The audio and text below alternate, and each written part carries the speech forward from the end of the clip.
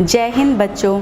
माध्यमिक शिक्षा विभाग की तरफ से आयोजित वर्चुअल क्लास में मैं डॉक्टर पारुल यादव राजकीय बालिका इंटर कॉलेज प्रयागराज से आपका हार्दिक अभिनंदन करती हूँ। आज हम लोग कक्षा 12 की गणित का 10वां अध्याय सदिश तथा त्रिविमीय ज्यामिति का अध्ययन करेंगे। सर्वप्रथम हम ये जानने का प्रयास करेंगे कि इस पाठ को पढ़ने का हमारा उद्देश्य क्या है और इसका हमारे दैनिक जीवन में उपयोग क्या है। सदिशों का अध्ययन गणित में स्थिति विज्ञान के अंतर्गत किया जाता है। स्थिति विज्ञान अनुप्रयुक्त गणित का अनिवार्य एवं महत्वपूर्ण अंग है। प्रायोगिक क्षेत्र में इसका सर्वाधिक उपयोग किया जाता है। भवन निर्माण, सेतु निर्माण, मशीन के उपांगों में समायोजन, लीवर, कैंटिलीवर आदि महत्वपूर्ण उपयोगों के आधार स्थिति विज्ञान के सिद्धांत ही हैं। अनुप्रयुक्त गणित यानी अप्लाइड मैथमेटिक्स और भौतिकी की बहुत सी प्रमेयों, नियमों आदि को प्रमाणित करने तथा व्यवहारिक प्रश्नों को हल करने के लिए सदिश विश्लेषण बहुत ही उपयोगी है। शुद्ध गणित यानी प्योर मैथमेटिक्स के क्षेत्र में भी सदिश विश्लेषण का उपयोग किया जाता है। अब हम लोग ये जानेंगे कि इस अध्याय के यानी इस प्रकरण के अंतर्गत हमें किन उपविषयों का अध्ययन करना है। सर्वप्रथम हम सदिश, उसकी परिभाषा, सदिशों के निरूपण, एक सदिश के क्या अभिलक्षण होते हैं, सदिशों के संवर्ग क्या हैं, सदिश के प्रकार क्या हैं, सदिश राशियों को किस तरीके से जोड़ा या घटाया जा सकता है और उनके योग के या व्यवकलन के क्या गुणधर्म होते हैं। उसके बाद हम स्थिति सदिश, विस्थापन सदिश, सदिशों का वियोजन, असमतलीय सदिश, एक सदिश का 3 असमतलीय सदिशों में वियोजन, सदिश के घटकों पर प्रमेय, खंड सूत्र, सदिश की दिक् को ज्याय, सदिशों के दिक् अनुपात, सदिशों का एक घात संचय, एक घातीय आश्रित सदिश और एक घातीय स्वतंत्र सदिश, समांतर, संरेखीय और समतलीय सदिश के पर आधारित कुछ प्रमेय और ये एक दूसरे से कैसे भिन्न हैं ये भी समझने का प्रयास करेंगे। दो सदिशों का गुणन, सदिश गुणन, अदिश गुणन, दक्षिणावर्ती पेंच का नियम यानी कि राइट हैंडेड स्क्रू रूल और वामावर्त पेंच का नियम यानी कि लेफ्ट हैंडेड स्क्रू रूल। सदिश गुणन के गुणधर्म, 3 सदिशों का गुणन तथा उसका ज्यामितीय अनुप्रयोग। 3 सदिशों का गुणन 2 विधि से कर सकते हैं, अदिश त्रिगुणन और सदिश त्रिगुणन, सरल रेखा का सदिश समीकरण और सबसे अंत में भिन्न भिन्न परिस्थितियों में हम समतल का समीकरण प्राप्त करेंगे। तो आइए शुरुआत करते हैं भौतिक राशियों से। बच्चों, क्लास 9th में और क्लास 11th में आप लोगों ने भौतिक राशियों के बारे में पढ़ा होगा। दैनिक जीवन में हम भौतिक राशियों का जो अध्ययन करते हैं वो 2 प्रकार से कर सकते हैं। जब हम सुबह से सो के उठते हैं और जब तक हम शाम में सो नहीं जाते हैं, भौतिक राशियां हमारे जीवन में बिल्कुल घुली मिली हैं। जब आप सुबह उठ के अपना कोई भी कार्य करते हैं, जैसे ही हमने कार्य शब्द का प्रयोग किया, हमने एक भौतिक राशि का उपयोग कर लिया। कार्य करने के लिए हमें बल की आवश्यकता होती है, ऊर्जा की आवश्यकता होती है। दैनिक जीवन में हम एक स्थान से दूसरे स्थान तक अपने कार्यों के निमित्त आते और जाते रहते हैं, एक स्थान से दूसरे स्थान पर विस्थापित होते रहते हैं। अब अपने शरीर को देख लीजिए, हमारे प्रत्येक इंसान के शरीर की कुछ बनावट है, आयतन है, उसका भार है, उसका द्रव्यमान है। ये जितनी भी राशियों के नाम हमने अभी तक लिए हैं वो सब अदिश और सदिश राशियाँ मिली जुली हैं। तो अब हम अंतर इनका कैसे करेंगे कि सदिश राशियाँ क्या होती हैं और अदिश राशियाँ क्या होती हैं। नाम से स्पष्ट है अदिश, जिसमें दिशा अनुपस्थित हो, यानी ऐसी राशियाँ जिन्हें व्यक्त करने के लिए सिर्फ परिमाण की आवश्यकता होती है, उन्हें हम अदिश राशियाँ कहते हैं। जैसे द्रव्यमान, लंबाई, आयतन, तापमान, घनत्व, विद्युत विभव तथा विद्युत आवेश। अब आइए सदिश राशियों पर आते हैं। वह भौतिक राशियां जिन्हें व्यक्त करने के लिए परिमाण तथा दिशा दोनों की आवश्यकता होती है, उन्हें हम सदिश राशियां यानी कि वेक्टर क्वांटिटीज़ कहते हैं। एक एग्जाम्पल से आप इसे बहुत अच्छी तरीके से समझ सकते हैं। मान लीजिए आपके साथ आपका सहपाठी है, आपको अपने सहपाठी के घर जाना है। आप उससे पूछते हैं कि तुम्हारा घर विद्यालय से कितनी दूर है। उसने आपको जवाब दिया 5 किलोमीटर। जैसे ही उसने आपको 5 किलोमीटर बोला, यानी कि उसने आपको अपने घर से और विद्यालय की दूरी बता दी। तो क्या आप किसी भी दिशा में 5 किलोमीटर की दूरी तय कर अपने सहपाठी के घर पहुंच सकते हैं? तो इसका जवाब होगा नहीं। जब तक आपको निश्चित दिशा का बोध नहीं होगा तब तक आप अपने सहपाठी के घर नहीं पहुंच सकते हैं। तो जब तक हम सिर्फ दूरी की बात करते हैं, दूरी यानी कि लंबाई मैथमेटिकल या फिजिक्स के टर्म में, तो लंबाई एक अदिश राशि है। लेकिन जैसे ही हम आप दिशा भी दूरी के साथ इन्वॉल्व कर लेते हैं, यानी कि अब आपको अपने मित्र के घर या अपने सहपाठी के घर जाना है, तो आप विस्थापित होंगे, यानी आप एक स्थान से उठकर दूसरे स्थान पर जाएंगे। तो विस्थापन में आपके पास दूरी के साथ साथ दिशा भी है। तो ऐसी राशियां जिसमें दूरी के परिमाण के साथ साथ दिशा भी होती है उन्हें हम सदिश राशियां या वेक्टर क्वांटिटीज कहते हैं। जितनी भी प्रकार की हम लोग गणित में संक्रियाएं पढ़ते हैं, तो वेक्टर क्वांटिटीज़ चूँकि अब हम पढ़ रहे हैं, तो क्या उन पर भी साधारण बीजगणितीय संक्रियाएं लागू की जा सकती हैं? तो इसका जवाब है नहीं। सदिश राशियों को साधारण गणित की भांति जोड़ा, घटाया या गुणा नहीं किया जा सकता। इसको करने के लिए इनका एक स्पेसिफिक रूल होता है जिसको हम आगे डिस्कस करेंगे। सदिश राशियों का अध्ययन सर्वप्रथम आयरलैंड के गणितज्ञ हैमिल्टन तथा जर्मनी के गणितज्ञ ग्रॉसमैन ने सन 1943 और 44 ईस्वी में किया गया था। इन दो गणितज्ञों को आधुनिक स्थित सदिश विश्लेषण का जनक समझा जाता है। सदिश राशियों का निरूपण। आइए हम अब सबसे पहले देखेंगे कि सदिश राशियों को हम किस प्रकार से निरूपित करते हैं। सदिश राशियों को दिष्ट रेखाखंडों यानी कि डायरेक्टेड लाइन सेगमेंट के द्वारा दर्शाया जाता है। बच्चों, आप लोगों ने कक्षा 9 और कक्षा 11 में रेखा के बारे में पढ़ा होगा। आप रेखा और रेखाखंड के अंतर से भली भांति परिचित हैं। रेखा की क्या खासियत होती है? रेखा की लंबाई जो होती है वो असीमित होती है, यानी कि निश्चित नहीं होती। लेकिन रेखाखंड जो होते हैं वो किसी रेखा का ही एक भाग होते हैं और उनकी लंबाई जो होती है वो क्या होती है? निश्चित होती है। और रेखाखंड की एक और विशेषता होती है, रेखाखंड का एक प्रारंभिक यानी कि इनिशियल पॉइंट और एक टर्मिनल पॉइंट यानी कि अंत बिंदु होता है। तो सबसे पहले हम आपको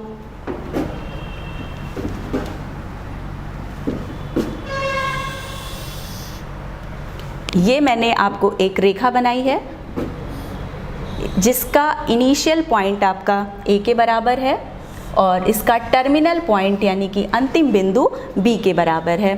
तो अभी ये एक साधारण रेखाखंड है, लेकिन यदि हम इसको वेक्टर के फॉर्म में दिखाना चाहते हैं या ये बताना चाहते हैं कि ये रेखाखंड एक वेक्टर को डिनोट कर रहा है, तो हमें इसे क्या देना पड़ेगा? अभिदिशा। अभी इसके पास सिर्फ दूरी है, ये एक अदिश राशि है। लेकिन जैसे ही हम कहते हैं कि ये रेखाखंड ए से बी की तरफ जाता है या बी से ए की तरफ आता है, तो ये एक दिष्ट रेखाखंड है। वेक्टर्स को दिखाने के लिए हम दिष्ट रेखाखंडों का प्रयोग करते हैं।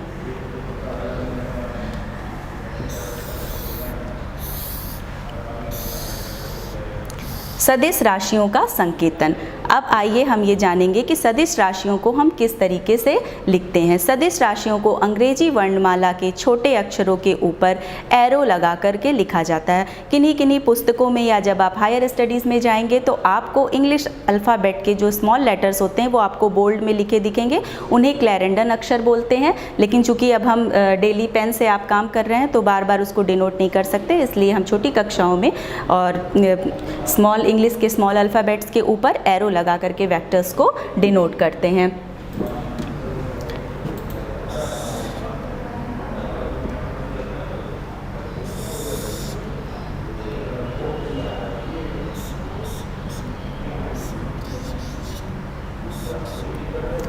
मान लेते हैं कि इस दिष्ट रेखाखंड का जो परिमाण है वो स्मॉल ए के बराबर है, लेकिन जब तक ये स्मॉल ए है तब तक ये एक अदिश राशि है। इसको डिनोट करने के लिए दो तरीका है। यदि हमको इसका परिमाण नहीं पता है लेकिन हमको इसका प्रारंभिक और अंत बिंदु पता है, तो हम इस वेक्टर को लिखने के लिए ए बी यानी हम प्रारंभिक बिंदु से शुरू करते हैं और अंतिम बिंदु तक जाते हैं और उसके ऊपर एक एरो लगाते हैं। चूँकि अब हमें इस दिष्ट रेखाखंड का परिमाण भी पता है जो कि स्मॉल ए के बराबर है, तो हम लिख सकते हैं vector a b is equal to small a और उसके ऊपर भी हम इस तरीके से एक एरो लगाएंगे। एक सदिश के क्या अभिलक्षण होते हैं, यानी कि कैरेक्टरिस्टिक्स ऑफ अ वेक्टर। तो सबसे पहले वेक्टर्स का आपको मालूम है एक निश्चित परिमाण होता है, एक निश्चित अभिदिशा होती है, यानी कि प्रत्येक वेक्टर है तो उसमें दिशा ऑब्वियसली इन्वॉल्व है। और तीसरा पॉइंट होता है अवलंब। अवलंब को हम इस तरीके से समझ सकते हैं कि अगर कोई वेक्टर किसी दी हुई रेखा का पार्ट है, सपोज दैट ये कोई रेखा है आपकी L, इसमें से सिर्फ हमको दो बिंदु लेने हैं A और B। तो चित्र में हम ये स्पष्टतः देख सकते हैं कि जो वेक्टर A और B है वो रेखा L का एक पार्ट है।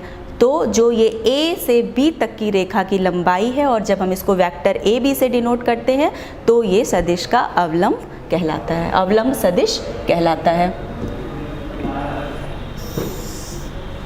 सदिशों के समवर्ग, यहाँ पर बच्चों कंफ्यूज होने की ज़रूरत नहीं है। समवर्ग और सदिशों के प्रकार दो अलग अलग चीज़ें हैं। इसको हम इस तरीके से भी समझ सकते हैं कि जैसे मान लीजिए आप कपड़े सिलवाते हैं, आप लोग सब यूनिफॉर्म पहनते हैं, यूनिफॉर्म में जो बालक हैं वो आप लोग पैंट शर्ट पहनते होंगे, बालिकाएं सलवार कमीज पहनती होंगी। आप जानते हैं कि जब हर कपड़े को या हर चीज़ को पहनने का आपका एक निश्चित मैनर है, एक तरीका है। आप ऊपर पहनने वाले कपड़े को, शर्ट को पैंट की जगह नहीं पहन सकते, पैंट को शर्ट की तरह नहीं पहन सकते। तो वही अंतर है मुक्त सदिश और स्थानीय सदिशों, स्थानीयकृत सदिशों में।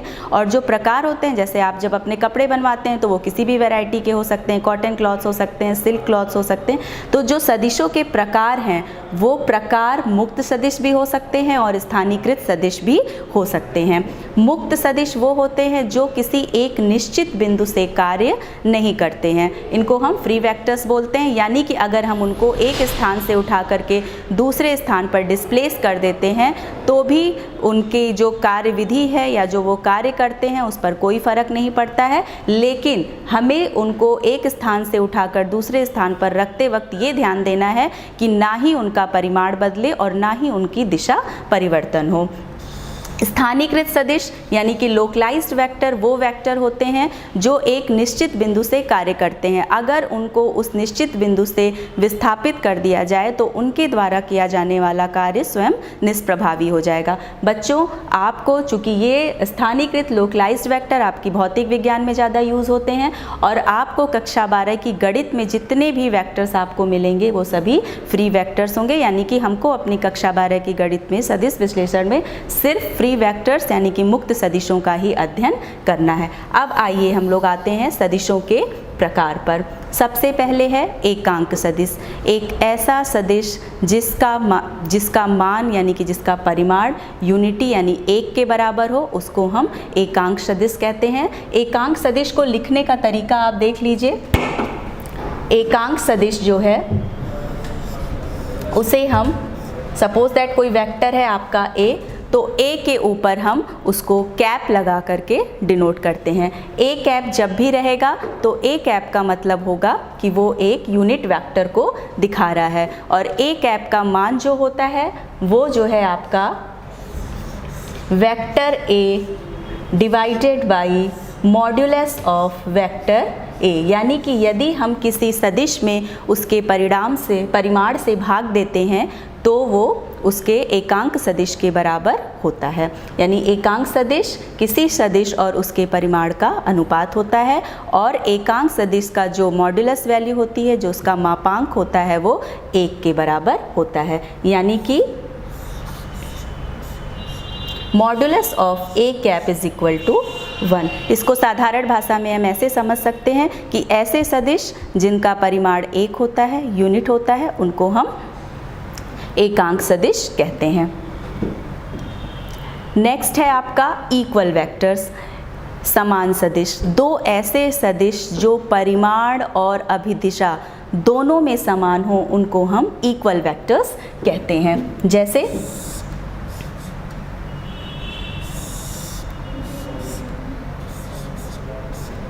This is A vector and this is B vector. तो यदि A और B दोनों समान सदिश हैं तो A और B का जो मापांक है वो आपस में बराबर होगा और उनकी दिशा आप एरो पर ध्यान दीजिए, आप देख सकते हैं वेक्टर ए और वेक्टर बी दोनों की दिशा जो है सेम है, यानी ऐसे सदिश जिसका परिमाण और अभिदिशा दोनों समान होती है उन्हें हम समान सदिश कहते हैं। नेक्स्ट है आपका अनुदिश सदिश यानी कि लाइक वेक्टर्स। ऐसे वेक्टर्स जिनकी दिशा एक होती है उनको हम लाइक वेक्टर्स या अनुदिश सदिश कहते हैं। और जो लाइक वेक्टर्स होते हैं वो रिगार्डलेस ऑफ मैग्नीट्यूड होते हैं, उनका मैग्नीट्यूड से कोई मतलब नहीं होता, यानी कि दो वेक्टर अगर लाइक वेक्टर्स हैं तो उनका मैग्नीट्यूड यानी कि मापांक डिफर कर सकता है, लेकिन उनकी दिशा यानी कि जो उनके कार्य करने की अभिदिशा है वो समान होनी चाहिए। फॉर एग्ज़ाम्पल आप देख सकते हैं ये वेक्टर है आपका, suppose that this is vector P and this is vector Q। आप यहाँ पर दो वेक्टर्स देख सकते हैं, P वेक्टर और Q वेक्टर। चित्र में स्पष्ट है कि P और Q दोनों के कार्य करने की दिशा एक है, लेकिन आप उनकी लंबाई से अनुमान लगा सकते हैं कि दोनों का मापांक अलग अलग है, यानी कि अनुदिश सदिश होने के लिए मापांक का समान होना जरूरी नहीं होता। नेक्स्ट है प्रतिदिश सदिश। ऐसे सदिश जिनका कार्य करने की दिशा जो होती है एक दूसरे के विपरीत होती है उन्हें हम अनलाइक वेक्टर्स बोलते हैं। जैसे एक वेक्टर है आपका, मान लीजिए ये आपका वेक्टर A है और ये आपका वेक्टर B है, तो इसमें आप स्पष्ट देख सकते हैं कि वेक्टर A और वेक्टर B के कार्य करने की दिशा एक दूसरे के विपरीत है, तो ये अनलाइक वेक्टर्स यानी कि प्रतिदिश सदिश कहलाएंगे।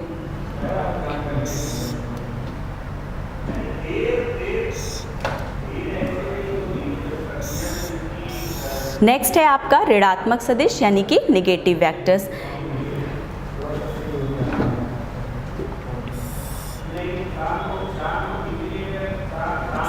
ये है आपका, मान लीजिए कि एक दिष्ट रेखाखंड है AB, इसमें आप डायरेक्शन देख सकते हैं A से B की तरफ है। यदि हम इसको BA लिख दें तो क्या होगा, परिमाण तो सेम रहेगा क्योंकि चाहे हम A से B पर जाएं या B से A पर आएँ, हमको दूरी समान तय करनी है, लेकिन दिशा एक दूसरे के विपरीत हो जाएगी। तो अब ये वेक्टर BA हो गया, लेकिन ये किसके बराबर होगा, AB के निगेटिव वेक्टर के बराबर होगा, यानी कि हमें BA तक पहुंचने के लिए AB की विपरीत दिशा में चलना पड़ रहा है, तो ये निगेटिव वेक्टर, यानी कि दो वेक्टर अगर इक्वल हैं लेकिन उनकी जो है दिशा एक दूसरे के विपरीत है और आपस में जो परिमाण है वो एकदम बराबर है, तो पहले वेक्टर को हम दूसरे वेक्टर का ऋणात्मक सदिश लिख सकते हैं। नेक्स्ट है आपका ज़ीरो वेक्टर, शून्य सदिश। ऐसे सदिश जिनका इनिशियल और टर्मिनल पॉइंट जो होता है वो संपाती होता है उनको हम ज़ीरो वेक्टर कहते हैं। और ज़ीरो वेक्टर को हमेशा दिखाने के लिए हम सपोज दैट हम A से चले और A पे ही रह गए, या जो हमारा विस्थापन है, आपको हमने बताया था कि विस्थापन जो होता है वो एक सदिश राशि होती है, तो अगर हमारा विस्थापन 0 के बराबर है, विस्थापन 0 होने का मतलब है कि आपका प्रारंभिक बिंदु ही आपका अंतिम बिंदु है, यानी कि जिस टर्मिनल पॉइंट और इनिशियल पॉइंट आपस में कोइंसिडेंट है, तो A वेक्टर इसको लिख सकते हैं। इसमें आप देख सकते हैं A से A पर ही, तो यानी कि इसका परिमाण आपका 0 हो जाएगा। लेकिन 0 हम सिंपली 0 नहीं लिखेंगे क्योंकि ये 0 वेक्टर हमको किसी कार्य यानी विस्थापन के परिणाम स्वरूप मिल रहा है, तो इसको हम 0 वेक्टर से 0 के ऊपर भी एरो लगा करके दिखाते हैं। और दूसरी सबसे इम्पॉर्टेंट चीज़ ये है कि 0 वेक्टर का जो डायरेक्शन होता है वो आर्बिट्रेरी होता है, स्वेच्छ होता है। इस चीज़ को आप ज़रूर ध्यान में रखेंगे। नेक्स्ट है आपका कोलिनियर वेक्टर यानी कि समरेखीय सदिश। ऐसे वेक्टर जो किसी एक ही रेखा पर स्थित हों या किसी एक ही रेखा के समानांतर हों उनको हम समरेखीय सदिश या कोलिनियर वेक्टर बोलते हैं। इसको हम आगे और ज़्यादा एलोबरेट करेंगे, आपका टॉपिक है इसमें आगे चल कर के एक कि किस तरीके से हम एक समतलीय सदिश, समरेखी और समांतर सदिशों के बीच में अंतर करते हैं। तो अभी के लिए आप परिभाषा के तौर पे ये जान सकते हैं कि ऐसे सदिश जिनकी जो एक ही रेखा पर स्थित हो या एक ही रेखा के समानांतर हो उनको हम समरेखीय सदिश कहते हैं। नेक्स्ट है आपका सह प्रारंभिक सदिश यानी कि को इनिशियल वेक्टर। ऐसे वेक्टर जिनका दो या दो से अधिक वेक्टर जिनका प्रारंभिक बिंदु 1 होता है उन्हें हम सह प्रारंभिक या को इनिशियल वेक्टर कहते हैं। सपोज दैट हमारे पास 3 वेक्टर्स हैं A, B, C।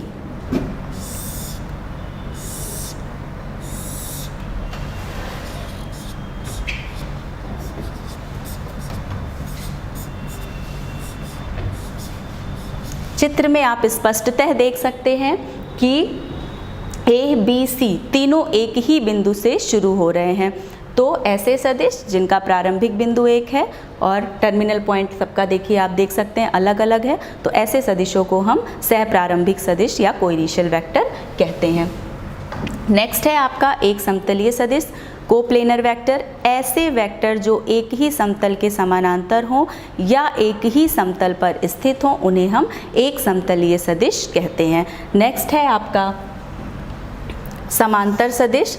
तो समांतर सदिश ऐसे सदिश होते हैं जो एक ही रेखा के समानांतर होते हैं या आपस में समानांतर होते हैं, लेकिन पैरेलल वेक्टर्स में आपको ये ध्यान देना है कि पैरेलल वेक्टर्स का डायरेक्शन भी आपस में सेम होता है और उनका मैग्नीट्यूड ज़रूरी नहीं है कि एक हो। तो पैरेलल वेक्टर और कोलिनियर वेक्टर में एक बारीक सा डिफरेंस होता है जिसको हम लोग आगे चल कर के डिस्कस करेंगे।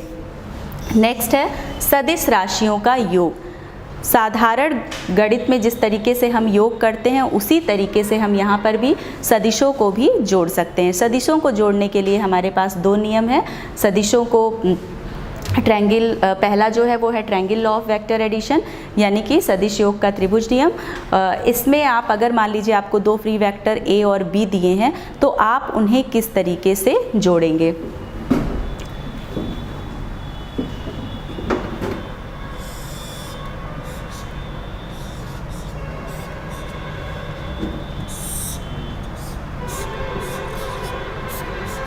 आप चित्र में स्पष्टतः देख सकते हैं, यहाँ पर मैंने 2 वेक्टर लिए हैं A और B। अब इन्हें हमें आपस में जोड़ना है। तो सदिशों को जोड़ने के लिए जो सबसे महत्वपूर्ण रूल होता है, जो उसका ट्रायंगल जो लॉ होता है, उसमें ये होता है कि पहले सदिश के अंतिम बिंदु पर दूसरे सदिश के प्रारंभिक बिंदु को हम रखते हैं। तो आप यहाँ देख लीजिए, पहला सदिश आपका इस तरीके से है, उसका अंतिम बिंदु आप यहाँ देख सकते हैं जहाँ पर एरो है, और दूसरा वेक्टर B है उसकी दिशा ये है। तो आपने देखा कि मैंने पहले सदिश के अंतिम बिंदु पर दूसरे सदिश का प्रारंभिक बिंदु रखा है। उसके पश्चात हम पहले सदिश के प्रारंभिक बिंदु से दूसरे सदिश के अंतिम बिंदु को मिला देंगे। आप डायरेक्शन देख सकते हैं, आप इसका चाहें तो नाम भी रख सकते हैं। ये आपका मान लीजिए O है, ये A है और B है।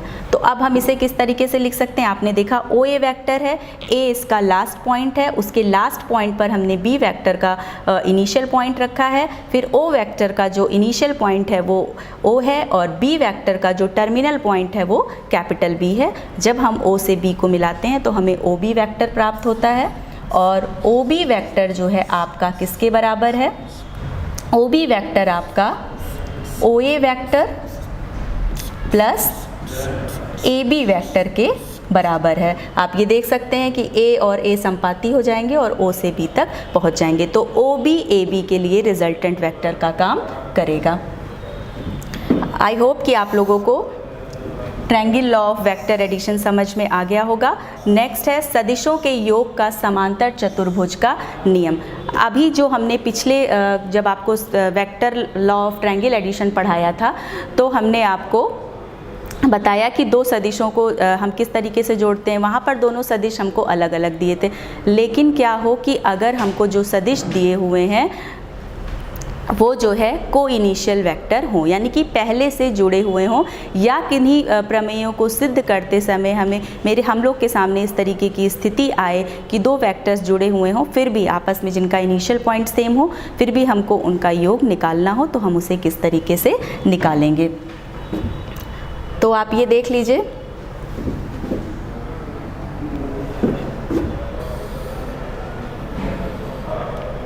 सपोज दैट ये है वेक्टर A और ये है वेक्टर B। अब जो हम ये इसकी अभिदिशा है और ये इसकी अभिदिशा है। तो आप साफ साफ देख सकते हैं यहाँ पर triangle law of vector addition जो है वो आपका फेल हो रहा है। तो अब हम क्या करेंगे, अब आपको हमने बताया था मुक्त सदिशों के बारे में, तो हम A के समानांतर A के ही परिमाण की एक रेखा B के अंतिम बिंदु से खींचेंगे। किसके बराबर हो गया ये? वेक्टर A के बराबर। और अब हम इसे भी मिला देंगे तो ये वेक्टर B के बराबर होगा। आप देख सकते हैं कि ये एक पैरेललोग्राम है, समांतर चतुर्भुज है। तो अब हम आसानी से, अब triangle law of vector addition आपको याद होगा, इस बिंदु के वेक्टर B के टर्मिनल पॉइंट पर आपका वेक्टर A का इनिशियल पॉइंट आ गया है। तो जो आपका सपोज दैट इसका नाम आपका A, B, C और D है। तो अब आप कह सकते हैं कि AB plus BC is equal to AC। आप यहाँ से देख सकते हैं AB vector plus BC vector is equal to AC vector, यहाँ पर देख सकते हैं आप। और ये जो है आपका B vector plus A vector के बराबर है। इसी समय आप यहाँ पर ये भी देख सकते हैं कि वेक्टर A के टर्मिनल पॉइंट पर वेक्टर B का इनिशियल पॉइंट है और आपको AC वेक्टर मिल रहा है। AC वेक्टर को जो हमारा लिखने का तरीका है वो एक और हो सकता है AD प्लस DC, वो भी आपका AC के बराबर होगा। और एक रिजल्ट आपको और मिल रहा है vector A plus vector B। तो यहाँ पर parallelogram law of vector addition से हम ये भी सीख सकते हैं कि, या हम इस रिज़ल्ट को प्रमाणित कर सकते हैं कि जो A में अगर दो वेक्टर्स A और B हैं तो A को B में जोड़ें या B को A में जोड़ें, परिमाण जो रिजल्टेंट होगा वो आपका समान होगा। तो बच्चों आज हम लोग इसके बारे में हम लोग जान चुके हैं कि सदिश कितने प्रकार के होते हैं और सदिशों का संवर्ग क्या होता है। अगर आप खुद स्वयं से भी चाहें तो सदिशों को जो है अपने आप से चित्र बना करके, आपने 10 टाइप के वेक्टर्स पढ़े हैं, उनको आप खुद से स्वयं चित्र खींच करके कर सकते हैं अपने आप से। नेक्स्ट हम लोग देखेंगे सदिश योग के गुणधर्म। हमने आपको बताया था, अभी हमने parallelogram law of vector addition में सबसे पहले देखा था कि जब हम वेक्टर A को वेक्टर B में जोड़ रहे थे तो किस तरीके से हमने जोड़ा था। तो उसके दो रिजल्ट हमको मिले थे, जो A को B में जोड़ने पर परिमाण मिल रहा था रिजल्टेंट वेक्टर, वही B को A में जोड़ने पर मिल रहा था। आप अलजेब्रा पढ़ चुके हैं, आपको अच्छी तरीके से मालूम होगा कि अगर हम संक्रियाओं में अगर दो पदों को जोड़ रहे हैं और अगर पहले पद को दूसरे पद में जोड़ने पर या दूसरे पद को पहले पद में जोड़ने पर परिमाण समान रहता है, रिजल्टेंट समान रहता है, तो उसे हम क्रम विनिमय का नियम कहते हैं। क्रम विनिमय का नियम कॉम्यूटेटिव, यानी कि वेक्टर्स का जो एडिशन होता है वो कॉम्यूटेटिव होता है। तो बच्चों आज हम लोग की क्लास यहीं पर ख़त्म होती है। आप लोग वेक्टर्स के टाइप्स को अच्छे से उसका अध्ययन कर लेंगे। नेक्स्ट क्लास में हम वेक्टर पर आधारित और सी संक्रियाएं और सवालों को हल करने का प्रयास करेंगे। बहुत बहुत धन्यवाद।